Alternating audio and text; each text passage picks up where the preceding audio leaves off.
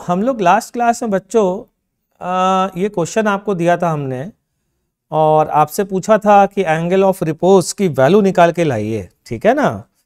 Minimum value of theta at which block start slipping, minimum value of theta at which block start slipping, या फिर maximum value of theta at which block does not slip. आप उठाते जाइए उठाते जाइए उठाते जाइए उठाते जाइए, ठीक है। तो यहां पर रखा है बच्चों ब्लॉक, और ये ब्लॉक जस्ट स्लिप करने वाला है। ध्यान से सुनना, बहुत इंटरेस्टिंग बात आज मैं पढ़ाने वाला हूं। तो ये है नॉर्मल, ये है mg, ये बच्चों फ्रिक्शन है और जस्ट स्लिपिंग होने वाली है। इसका मतलब फ्रिक्शन कैसा लग रहा होगा, मैक्सिमम वैल्यू पर, क्योंकि अभी ये जस्ट स्लिप करने वाला है। स्टैटिक फ्रिक्शन अपनी मैक्सिमम वैल्यू पर लग रहा होगा, ठीक है। तो दो कंपोनेंट किए mg के, एक किया mg cos थीटा, दूसरा किया mg sin थीटा।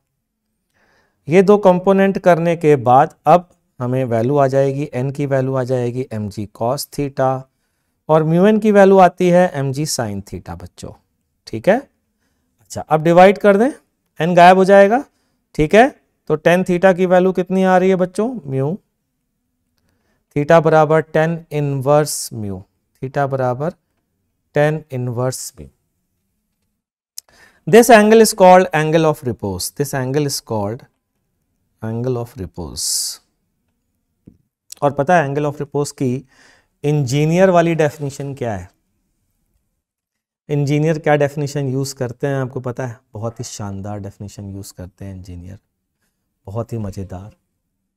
और वो जो डेफिनेशन यूज करते हैं वो डेफिनेशन है कि, हाँ कोई मेरे से पूछ रहा था सर ये रिपोज का मीनिंग क्या होता है, ये रिपोज का मतलब क्या होता है? रिपोज होता है स्टेट ऑफ रेस्ट या नींद, सोना, एक पर्टिकुलर प्लेस पर रहना, टू लाई डाउन और rest in a particular place, ठीक है ना। तो एंगल ऑफ रिपोज मतलब उस एंगल तक जिस एंगल तक ये रेस्ट पर रहता है, ठीक।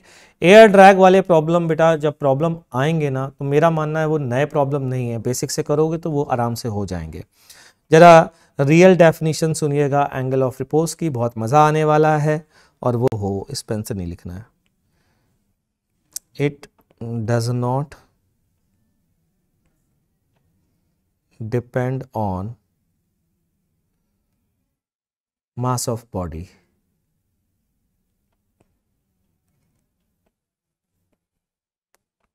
it does not depend on mass of body, ठीक है। ये बॉडी के मास पर डिपेंड नहीं करता, चेक कर लीजिए। इसका मतलब समझिए, इसका मतलब ये है कि आप कितनी भी हैवी बॉडी रख दीजिए, अगर कोफिशिएंट ऑफ फ्रिक्शन सेम है, तो अगर एक बॉडी स्लिप कर रही है तो दूसरी बॉडी वो चाहे जितने मास की हो वो भी उतने पे स्लिप करेगी। अगर दोनों का म्यू सेम है तो मास पर डिपेंड नहीं कर रहा, नहीं कर रहा भैया, नहीं कर रहा, समझिए, ठीक है। इंजीनियर वाली डेफिनेशन बताऊंगा, चिंता मत करो। दूसरा एक और चीज पर डिपेंड नहीं करता, हाँ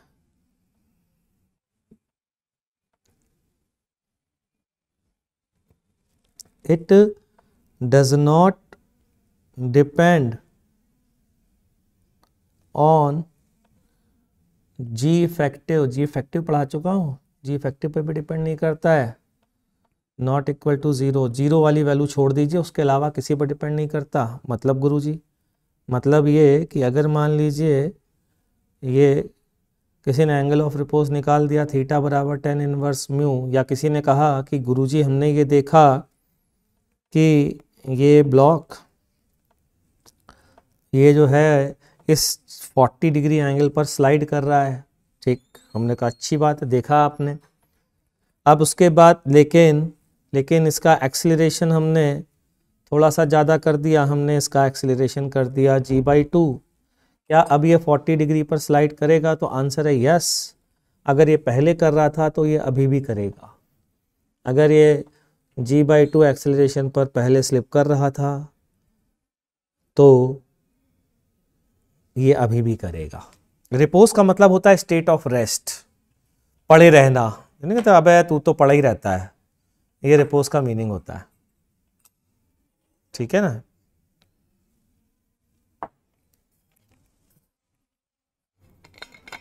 तो चाहे लिफ्ट में हो चाहे ना हो, अगर कोई पार्टिकल स्लिप कर रहा है 40 डिग्री पे तो करेगा ही करेगा।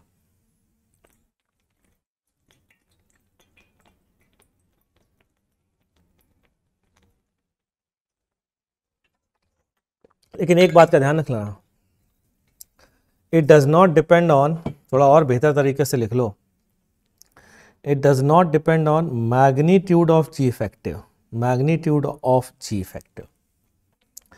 ये जी इफेक्टिव के मैग्नीट्यूड पर डिपेंड नहीं करता, बाकी पे तो करता है, ये जान लीजिए।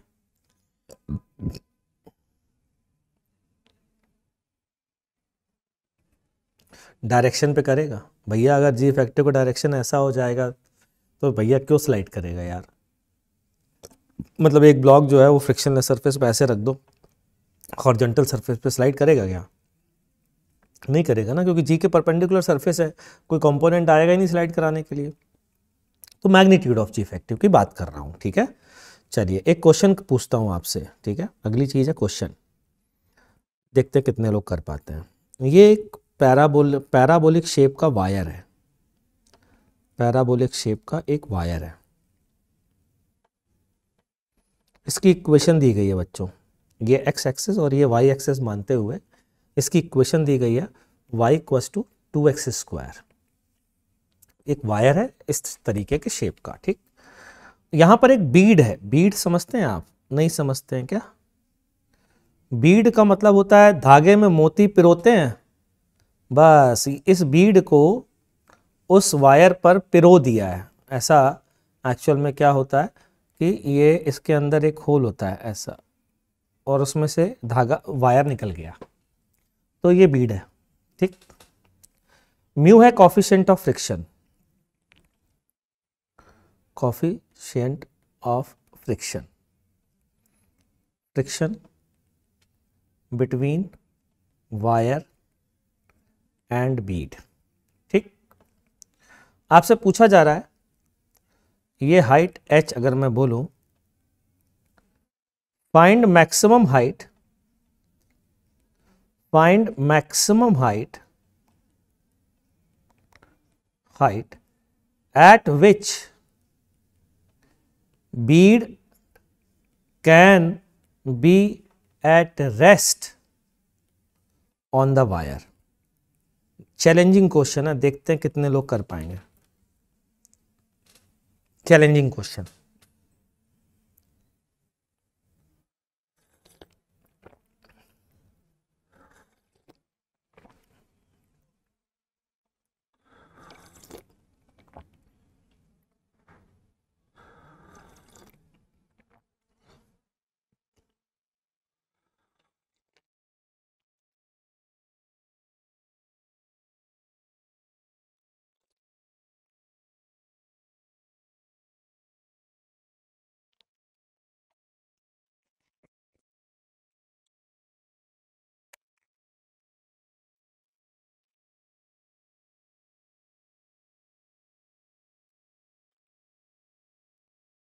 चलिए अब मैं बता ही देता हूं, देखना जरा ध्यान से। क्या मैं कह सकता हूं कि अगर मैं बीड यहां रखता हूं, यहां रखता हूं, यहां रखता हूं, जैसे जैसे हाइट बढ़ाता जाऊंगा, जैसे जैसे हाइट बढ़ाता जाऊंगा, ध्यान से सुनता, वैसे वैसे जिस जगह आपने बीड रखा है उस पॉइंट का स्लोप बढ़ता जाएगा।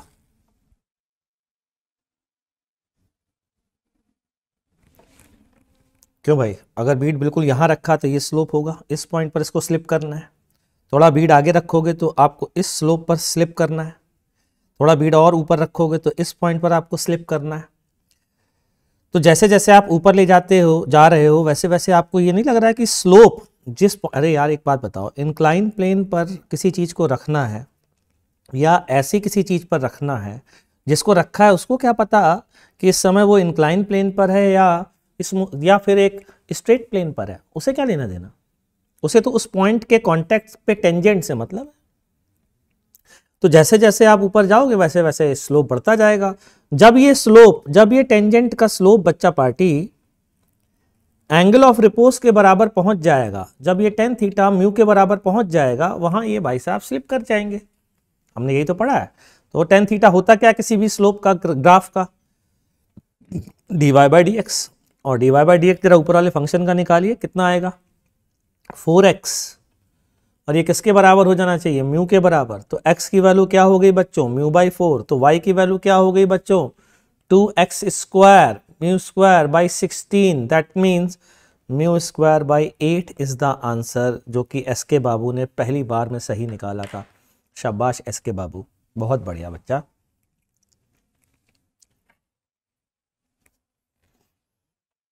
हम आगे बढ़ते हैं, अब हम देखते हैं engineers definition of angle of repose, that is, इसको इस नाम से जाना जाता है angle of repose of material, angle of repose of material. Ranjan Kumar ने भी यही किया था, शाबाश रंजन बाबू, बहुत बढ़िया बेटा। ठीक, तो ये है angle of repose of material. Now angle of repose of material मतलब इंजीनियर की क्या डेफिनेशन होती है एंगल ऑफ रिपोज की, मैं आपको ही बताने जा रहा हूं, ध्यान से सुनिएगा। अगली बार बच्चों यहाँ से क्लास या तो मैं इंटरनेट दुरुस्त करके लूँगा या फिर यहाँ से नहीं लूँगा, वहीं से लूँगा जहाँ पहले लेता था, क्योंकि यहाँ बहुत रुक रुक के आ रहा है। बबलू पात्रा, सर आपका और कंटेंट चाहिए यूट्यूब पे। हाँ बेटा, धीरे धीरे ही आ पाएगा, एकदम से तो नहीं आ पाएगा, मैं कर रहा हूँ कोशिश। तो एंगल ऑफ रिपोज क्या होता है, ध्यान से सुनना, बहुत इंटरेस्टिंग बात बता रहा हूँ। ये एक प्लेन पर क्या करते हैं, चुपचाप धीरे से मटेरियल का पाउडर बनाते हैं, पाउडर ऑफ मटेरियल, ये बना दिया, ठीक है, पाउडर बना दिया। अब ये पाउडर को ड्रॉप किया, धीरे धीरे हाइट बढ़ाते गए ड्रॉप करने की, धीरे धीरे धीरे धीरे धीरे धीरे धीरे धीरे धीरे धीरे हाइट बढ़ाते गए ड्रॉप करने की पाउडर को, ठीक है। कोई हवा नहीं चल रही है, तो एक ढेर बनेगा पाउडर का। तो मुझे लगता है एक ऐसा ढेर बन जाएगा, पाइलअप हो जाएगा, पाउडर बनेगा ना। अब इंटरेस्टिंग बात बताता हूँ, this angle is called angle of repose of material of powder, मतलब जिस मटेरियल का आपने पाउडर बनाया है ये उसका एंगल ऑफ रिपोज है। बताओ क्यों, सोचो, थोड़ा दिमाग लगाओ, इसको क्यों कहते होंगे, सोचो सोचो सोचो, बढ़िया चीज है ना। इस पे क्वेश्चन भी पूछा जा सकता है बच्चा पार्टी जेई में।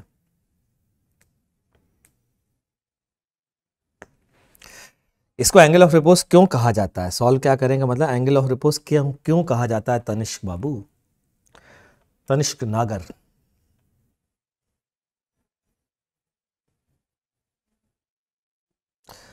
ध्यान से सुनना, बहुत इंटरेस्टिंग कहानी है।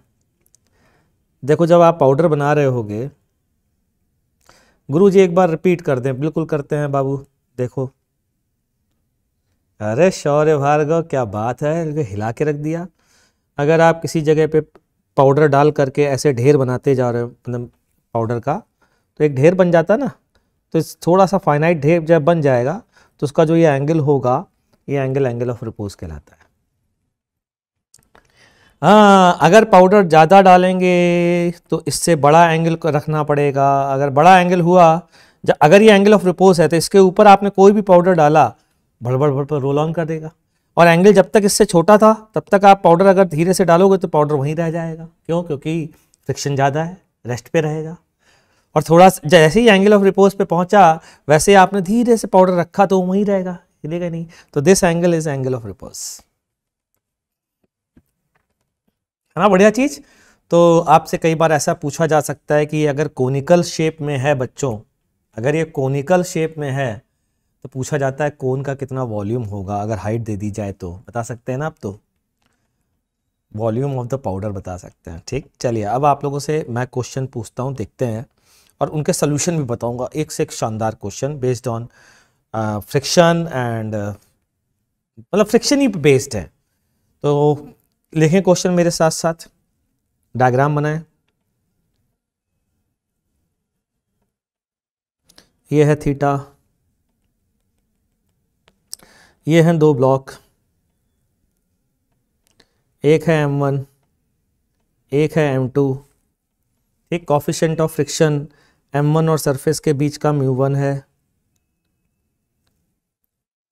इसका है M2। आकाश ने पूछा पिछले क्वेश्चन में डिफरेंशिएशन क्यों किया? बेटा स्लोप निकालने के लिए, स्लोप निकालने के लिए।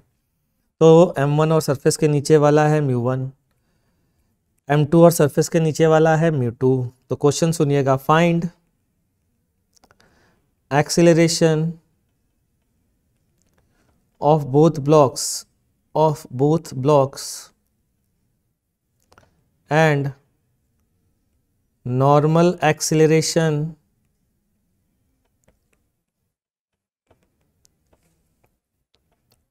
between them if part A μ1 is less than μ2 and which is less than tan theta. पहले आप इस पार्ट A को ज़रा बर्दाश्त करें, फिर मैं पार्ट B पूछूंगा आपसे। देखते हैं कितने लोग बता पाते हैं।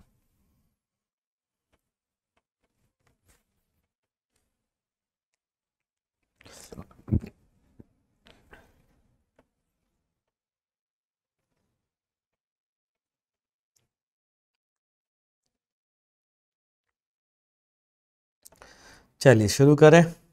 तो इसका सलूशन देखते हैं बच्चों, ए पार्ट का। ठीक है, सबसे पहली चीज ये बताइए, अगर एक ब्लॉक है, ठीक ध्यान से सुनना, बहुत इंपॉर्टेंट है।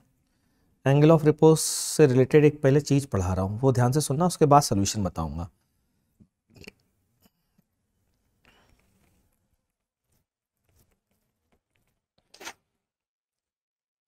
ये है mg साइन थीटा, अच्छा ये है म्यू mg कॉस थीटा, ठीक। ये है नॉर्मल की वैल्यू mg कॉस थीटा है, मतलब ये n है बेसिकली, म्यू n, ठीक। और ये है mg sine theta, mg cos theta, sorry mg cos theta, यही है बच्चों, ठीक है। अभी ध्यान से सुनना, इसको याद करने की जरूरत नहीं पड़ेगी, आप बस सिंपल सा देखते जाइए। मैंने कहा बोला टेन थीटा अगर म्यू के बराबर हुआ मान लीजिए, तो ब्लॉक लिमिटिंग कंडीशन होगी, जस्ट स्लिपिंग से बचा होगा या जस्ट स्लिपिंग करना स्टार्ट करेगा, ठीक। इसे बोलते हैं लिमिटिंग कंडीशन, ठीक। चलिए अब दूसरी चीज बताइए बच्चों, अगर मैं थीटा बढ़ा दूं, थीटा एंगल को बढ़ा दूं कि किससे ज्यादा कर दूं, greater than tan inverse mu कर दूं, या इसको यूं भी बोला जा सकता है कि टेन थीटा को, क्योंकि इंक्रीजिंग फंक्शन है टेन थीटा, तो टेन थीटा को म्यू से ज्यादा कर दूं। तो ये आप अपने कॉमन सेंस से भी सोच सकते हैं। अगर इस इंक्लाइन प्लेन पर ये ब्लॉक अगर नहीं स्लिप कर रहा है तो बढ़ाओगे तो बे स्लिप करेगा ना यार। तो टेन थीटा अगर म्यू से बड़ा है, तो ब्लॉक विल स्लिप। और तीसरा, अगर टेन थीटा छोटा है, बहुत छोटा, 0 है, tan theta less than mu, block will not slip,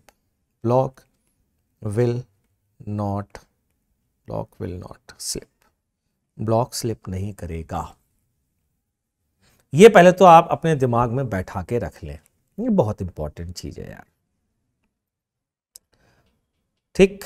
SK ने देखो कितना बड़ा आंसर निकाल के बता दिया बच्चे ने, शाबाश, ठीक है। Block will not slip. बच्चों आपके इस क्वेश्चन पर आते हैं, देखिए जरा ध्यान से, दोनों के दोनों म्यू टेन थीटा से छोटे हैं, मतलब उल्टा सोचो, टेन थीटा बड़ा है, ऐसे सोचो कि थीटा बड़ा है, म्यू वन से भी बड़ा है टेन थीटा, म्यू टू से भी बड़ा है। इसका मतलब स्लाइड करेंगे ना, टेन थीटा किससे बड़ा बच्चों, किससे बड़ा है, म्यू वन और म्यू टू दोनों से बड़ा, थीटा बड़ा है बे। जब थीटा टेन थीटा म्यू के बराबर होता है तो जस्ट लिमिटिंग कंडीशन होती, ज्यादा होता तो स्लिप करेगा ना, तो दोनों स्लिप करेंगे, ये तो कंफर्म हो गया। अब दोनों स्लिप करेंगे, जरा सोल्यूशन बनाते हैं इसका। अब दोनों स्लिप करेंगे, अगर दोनों स्लिप करेंगे अगर,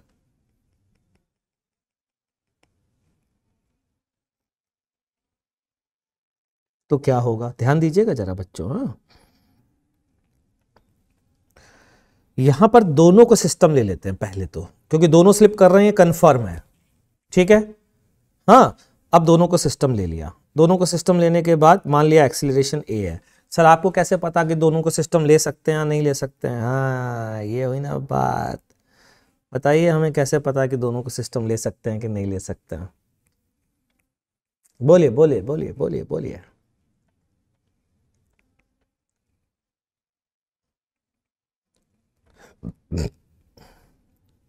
अब जरा ध्यान से सुनना, और इंटरेस्टिंग चीज़ बताने जा रहा हूँ आप लोगों को, ठीक है? पहले तो इसको सॉल्व करता हूँ। आज बहुत डिटेल डिस्कशन इस पे होने वाला है, बहुत इंपॉर्टेंट है, ध्यान रखना सभी लोग।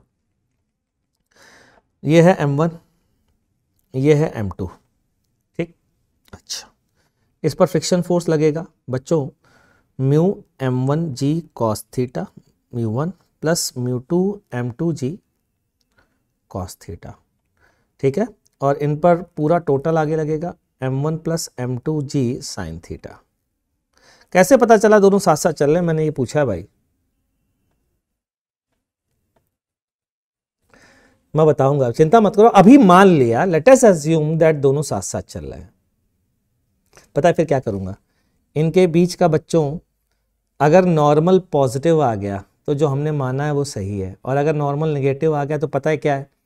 मैथ्स चिल्ला चिल्ला के ये कहना चाह रही है कि अगर ये दोनों साथ साथ चलेंगे तो दोनों पुश नहीं करेंगे, खींचेंगे एक दूसरे को, और नॉर्मल फोर्स खींच नहीं सकता, तो ये दोनों सेपरेट हो जाएंगे और अलग अलग चलेंगे। क्लियर है भाई?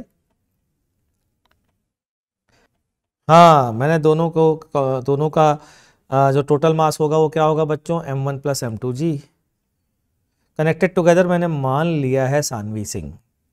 और फिर नॉर्मल कैलकुलेट करूंगा, अगर पॉजिटिव आ गया तो हमने जो माना है वो सही है, मतलब दोनों एक दूसरे को पुश कर रहे होंगे, क्योंकि नॉर्मल पॉजिटिव आने का मतलब जो हमने नॉर्मल का डायरेक्शन माना है बच्चों वो सही माना है।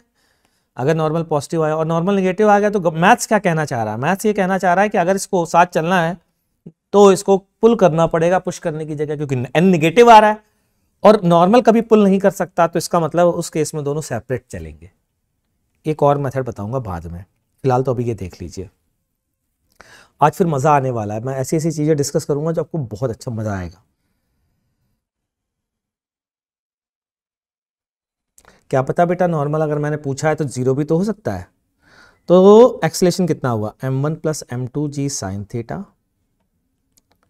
Minus mu one M1 plus M2 mu one M1 plus mu two M2, check कर लीजिए, G cos थीटा बराबर M1 प्लस M2A। ठीक, टॉपर के केमिस्ट्री नोट्स मैं करता हूँ बेटा कोशिश, केमिस्ट्री नोट्स भी प्रोवाइड करने की कोशिश करता हूँ। ठीक, ये हो गया। अच्छा, एक्सेलरेशन की वैल्यू आ गई, यहाँ से कितनी आ गई? G sine theta minus mu one M1 plus mu two M2 upon M1 plus M2 cos theta. ठीक, चलिए ये आ गई। हाँ बेटा देख सकते हो, JEE conquer series rotational motion तो देख ही सकते हो मोहम्मद मिकाइल, आप बिल्कुल देख सकते हो, फ़ायदा होगा आपको, क्योंकि मैंने रोटेशन कॉन्कर में अच्छे से पढ़ाया है, ठीक है ना। लेकिन ये है कि बहुत बेसिक्स अगर स्ट्रॉन्ग नहीं है तो थोड़ा मुश्किल हो जाएगा वो, तो फिर आप, मतलब मेरा मानना है कि पहले इम्पल्स मोमेंटम और एनएलएम और वर्क पर एनर्जी, सर्कुलर मोशन, ये सब स्ट्रॉन्ग होने चाहिए, ठीक है। हाँ, तो मैं आगे बढ़ता हूँ बच्चों, एक्सेलरेशन आ चुका है। Acceleration, and sir my 11th was not good, so I am watching your video and learning work our energy, I know, I know।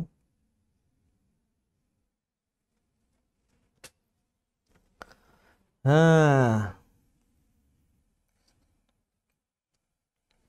Streamlined क्या होता है बेटा मनीष? जब मैं फ्लूइड पढ़ाऊंगा तब मैं स्ट्रीमलाइन बता दूंगा, अभी नहीं। अब जरा ध्यान से सुनो, नॉर्मल की वैल्यू बताऊं क्या होगी? ध्यान देना जरा, है ना। नॉर्मल की वैल्यू निकालूं, कैसे निकालते हैं देखो। एक्सेलरेशन आ गया बच्चों की नहीं आया? इंपॉर्टेंट चीज़ है, बहुत ध्यान से देखो, मैं अभी कमेंट के जवाब नहीं दे पाऊंगा थोड़ी देर तक, ध्यान देना। M1 का FBD बना रहा हूँ, केवल M1 का, M1 पर नॉर्मल आगे लगेगा, ठीक है। अच्छा, और m1 पे क्या लगेगा, m1g साइन थीटा लगेगा। अच्छा पीछे की ओर क्या लगेगा बच्चों, वो कंपोनेंट है, सीधा सीधा कंपोनेंट। अब मैं बार बार नहीं पूरा कंपोनेंट करके दिखाऊंगा यार। म्यू m1g कॉस थीटा लगेगा, है ना। बाकी इस साइड तो नॉर्मल और m1g कॉस थीटा है ही, ठीक। इस डायरेक्शन में क्या है, ए एक्सेलरेशन ऊपर वाला, ठीक। जरा निकालते हैं इक्वेशन m1g। अच्छा एक बात बताओ, निकाल ही लेते हैं, क्या बात बताओगे तुम अब। m1g sine theta plus n1 minus mu m1g cos theta बराबर m1a, ठीक। तो यहाँ से n1 की वैल्यू आती है बच्चों m1g साइन थीटा, n1 की वैल्यू यहाँ से कितनी आएगी, m1a, a की वैल्यू बोलो कितनी है, a की वैल्यू ऊपर वाली g साइन थीटा, ठीक है, माइनस पूरी a की वैल्यू रखने जा रहा हूँ, ठीक, minus m1 mu one m1 plus mu two m2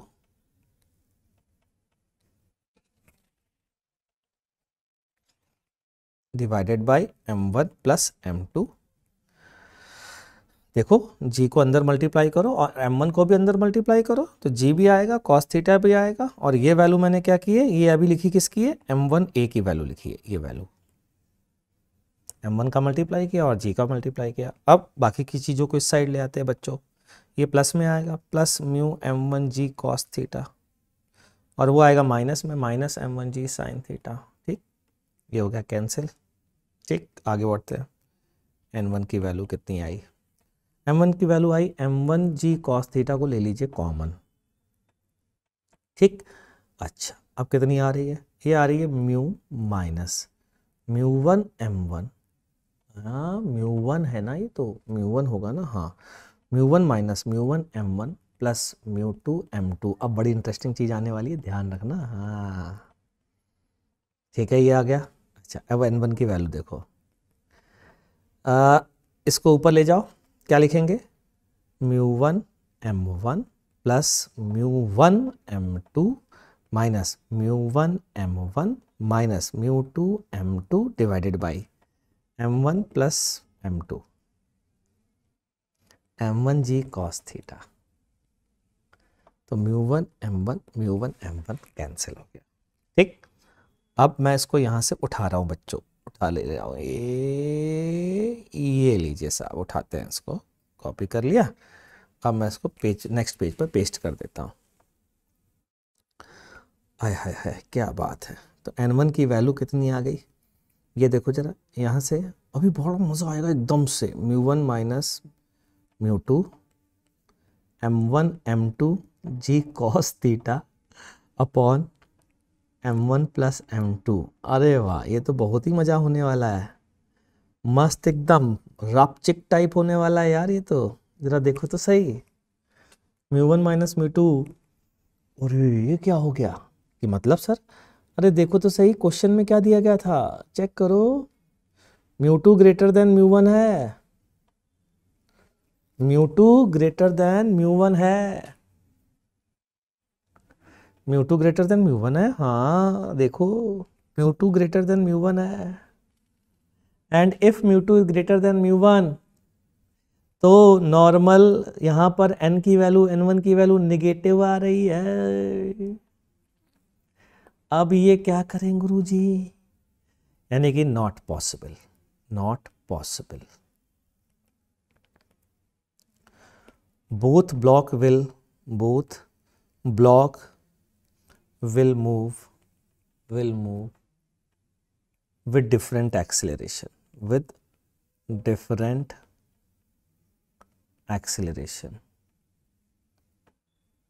sir हमारी तो सारी मेहनत पे पानी फिर गया, इतनी मेहनत आपने भी करी और इतनी मेहनत हम लोगों से करवाई, ये तो गलत बात है, ये तो चीटिंग है।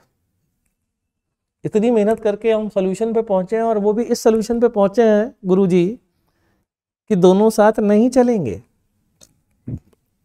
ये तो ज्यादती गुरुजी, ज्यादती तो है, इसमें कोई बात नहीं। लेकिन नेगेटिव आने का मतलब क्या है, पहले तो ये समझते हैं। देखिए आपने नॉर्मल का डायरेक्शन किधर लिया है, जरा वापस से आइए। नॉर्मल का n1 का डायरेक्शन इस साइड लिया है।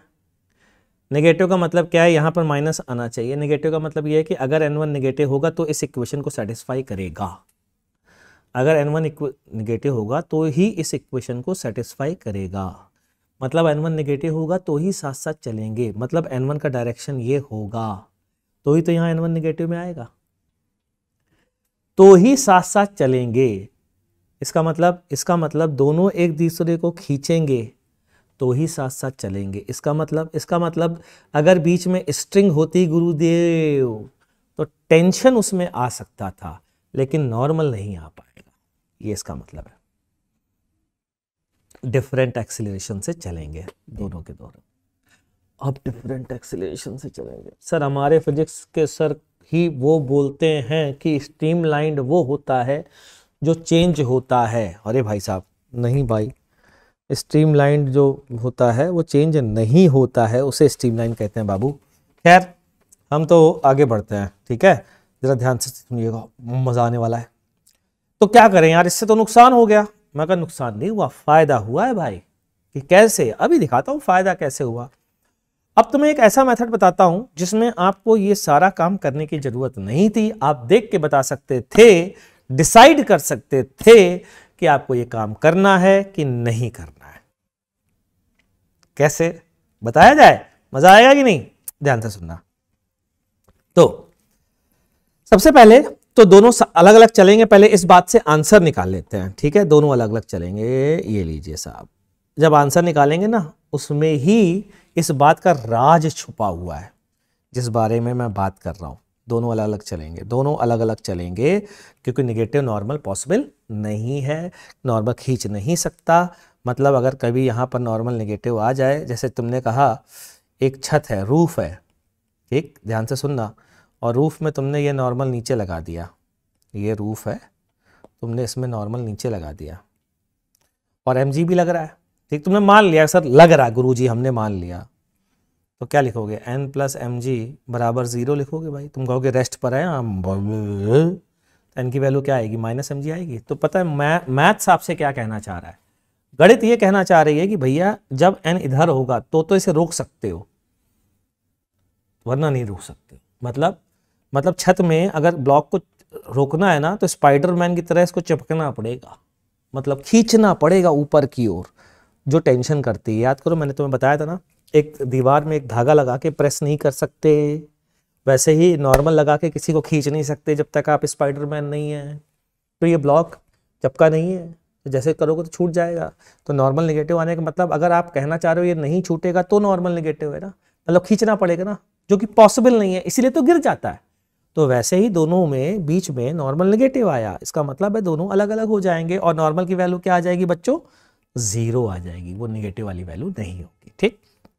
अब आगे बात करते हैं, अगर दोनों सेपरेट चलेंगे तो ये होगा m1g साइन थीटा, ऊपर की ओर लगेगा म्यू m1g कॉस थीटा, ये होगा नॉर्मल, ये हो गया m1g कॉस थीटा, ठीक है। एक्सेलरेशन की वैल्यू a1, इसको a1 लिख देते हैं। तो a1 की वैल्यू क्या आएगी बच्चों, m1g sign theta minus mu m1g cos theta बराबर m1 a1। देखिए यहाँ से m1 उड़ गया, ये कितना आ गया, g साइन थीटा, g भी कॉमन आ गया, म्यू कॉस थीटा।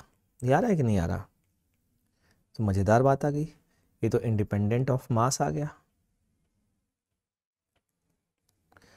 ठीक, ये तो इंडिपेंडेंट ऑफ मास आ गया एक्सीलरेशन। ये तो कमाल हो गया गुरुजी, एक्सीलरेशन इंडिपेंडेंट ऑफ मास आ रहा है, ये तो बहुत ही कमाल की बात है।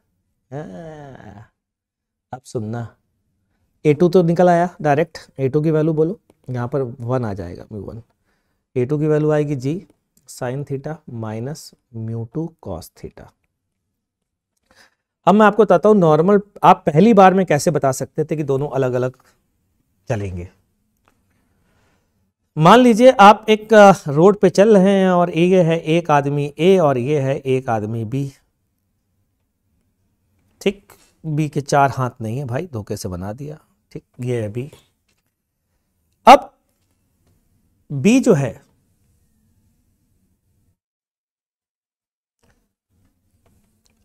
हाँ नॉर्मल इसलिए जीरो हुआ कि नॉर्मल पुशिंग फोर्स है, नॉर्मल नेगेटिव का मतलब पुलिंग होगा और पुलिंग नॉर्मल हो नहीं सकता। चलिए अब एक बात बताइए, मान लीजिए ए को जल्दी है, ए को जल्दी है कहीं जाने की, इस डायरेक्शन में दोनों जा रहे हैं, ठीक, इस डायरेक्शन में जा रहे हैं, ए को जल्दी है, तो ए जल्दी भागना चाहता है, बी धीरे धीरे भागना चाहता है, तो बताओ ए बी को धक्का देगा या नहीं देगा?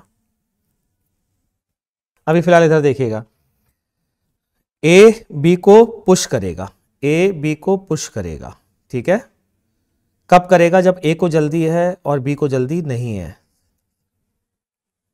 समझ में आ गई बात? अच्छा अच्छा, ए कह रहा है यार मुझे आराम से चल रहा है, गड़ गड़ गड़ गड़ वॉकमैन लगा करके अपना यहाँ पर फोन लगा दिया, आ हा मस्ती से चल रहा, और बी को जल्दी है, बताइए ए क्या बी को पुश करेगा? ए क्या बी को पुश करेगा? नहीं करेगा ना। अगर बी को ऐसे ही जल्दी है तो ए क्यों पुश करेगा? ठीक, चलिए अब मैं बात करता हूं बच्चों, अगर इसका एक्सीलरेशन a1 है और इसका एक्सीलरेशन a2 है,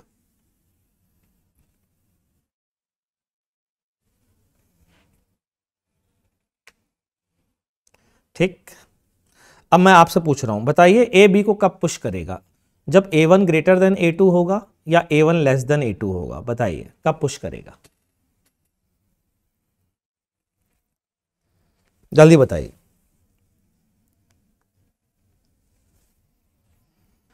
a1 ग्रेटर देन a2 का मतलब क्या हुआ? a1 को जल्दी है, a2 को जल्दी नहीं है, a2 के तो धक्का होगा, तो नॉर्मल नॉन जीरो होगा, धक्के का मतलब नॉर्मल।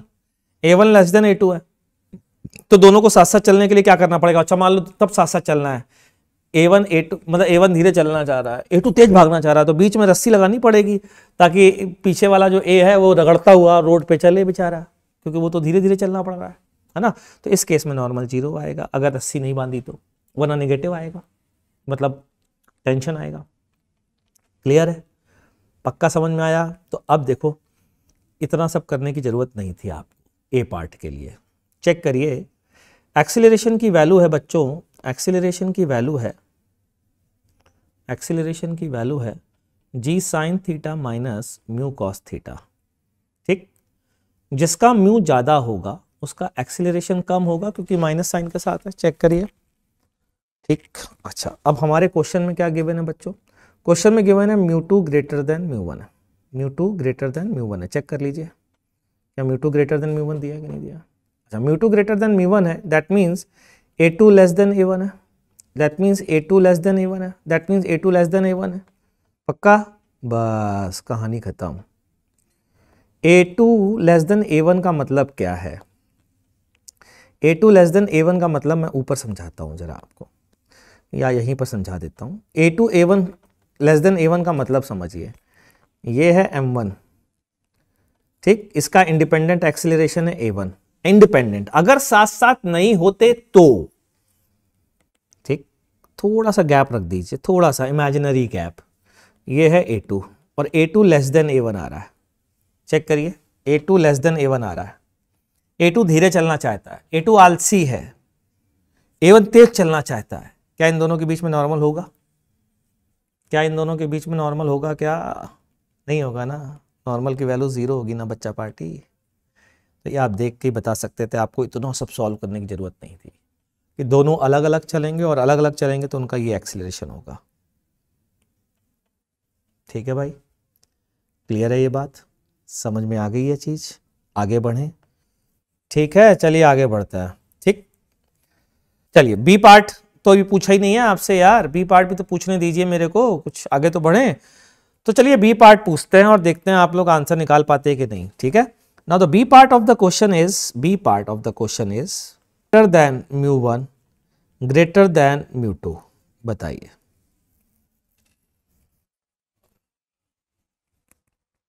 नहीं ये नहीं करता हूं, एक काम करता हूं, टेन थीटा इज, हाँ ठीक है, tan theta is greater than mu one and greater than mu to. चलिए इसका आंसर बताइए, बताइए बताइए बताइए भाई।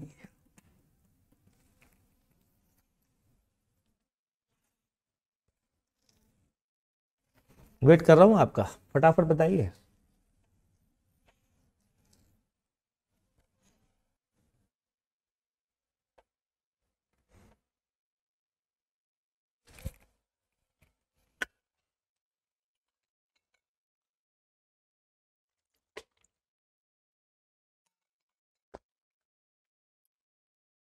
फटाफट आंसर बताइए भाई। तो पूरा सॉल्व करना पड़ेगा। पूरा सॉल्व कर चुके हैं क्या? बिल्कुल कर चुके हैं, तो वो भी खराब नहीं किया हमारा, उसका फायदा उठ गया ना। एक्सेलेरेशन की वैल्यू आ रही है G sine theta minus mu one M one plus mu two M two upon cos theta. ये एक्सेलेरेशन आ रहा और नॉर्मल की वैल्यू जो हमने निकाली थी, क्या निकाली थी चेक कर लो, ये वाली जिंदाबाद। सॉल्व करने की जरूरत नहीं है बच्चों, इस बात का ध्यान रखिएगा। Mu one minus mu two, mu one minus mu two, m one m two upon m one plus m two g cos theta. ये है नॉर्मल की वैल्यू।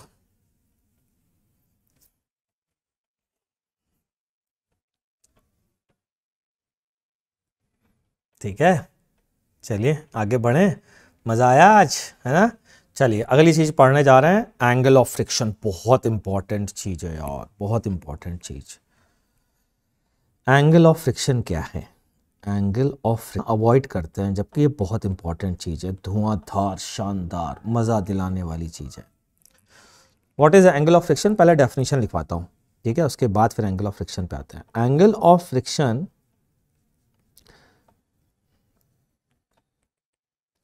is the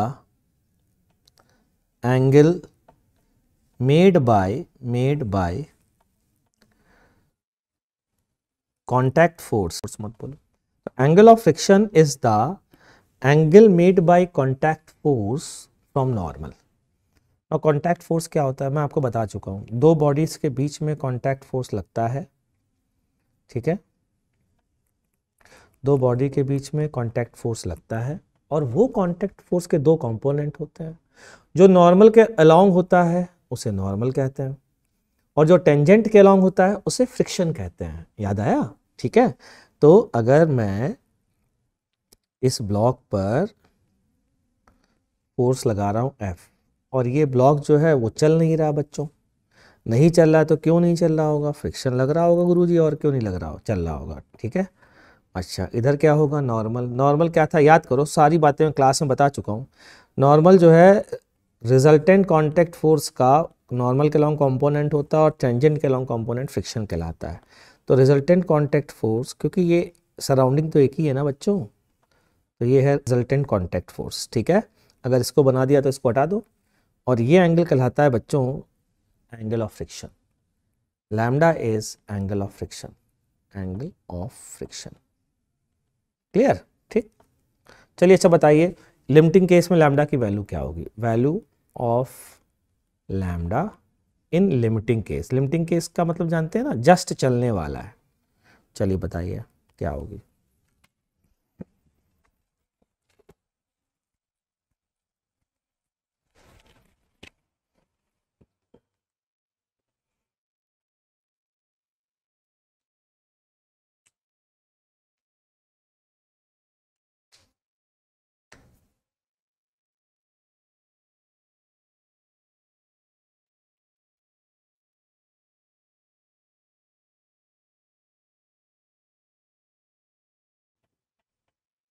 ये समझ नहीं आया? फिर से बताता हूँ, देखो फिलहाल तो मैं यहाँ पर आता हूँ। Value of lambda in limiting case क्या थी वो बाद में, पहले एंगल ऑफ फ्रिक्शन क्या है? Angle of friction is the angle made by resultant contact force. Now what is resultant contact force? Resultant contact force is the net contact force applied by one surface on another surface, जिसका normal के along component normal contact force कहलाता था, और tangent के along component क्या कहलाता था? Friction कहलाता था। ठीक है, समझ में आ गई बात? ओके। लैम्डा तो फ्रीक्वेंसी में यूज होता है शौर्य? नहीं बेटा, लैम्डा वेवलेंथ में यूज होता है और यहां पर भी यूज होता है, ठीक है। दो दो जगह एक एक सिंबल कई बार दो जगह भी यूज हो जाता है, ठीक। तो value of lambda in limiting case, तो हाँ, तो जब जिस समय ये चलने वाला होगा, जरा इस ट्राइंगल को ध्यान से देखिए, वेक्टर ट्राइंगल, क्या मैं कह सकता हूं आर जो है वो फ्रिक्शन और नॉर्मल का रिजल्टेंट है, और यदि ऐसा है तो आर की जो 10 लैम्डा की वैल्यू है वो होगी friction upon normal. Limiting case में फ्रिक्शन की वैल्यू बच्चों तुमने पढ़ी नहीं, शायद पढ़ चुके हो यार। तो लैम्डा की वैल्यू आती है 10 inverse mu. This is called angle of friction. ठीक है, तो एंगल ऑफ फ्रिक्शन की वैल्यू लिमिटिंग केस में हमको पता चल चुकी है। ठीक है, नेट कांटेक्ट फोर्स का बहुत तगड़ा यूज़ होता है, बहुत अच्छा यूज़ होता है, वो यूज़ हमें करना आना चाहिए बच्चों। ठीक, चलिए अभी आज की क्लास में एंड कर रहा हूँ।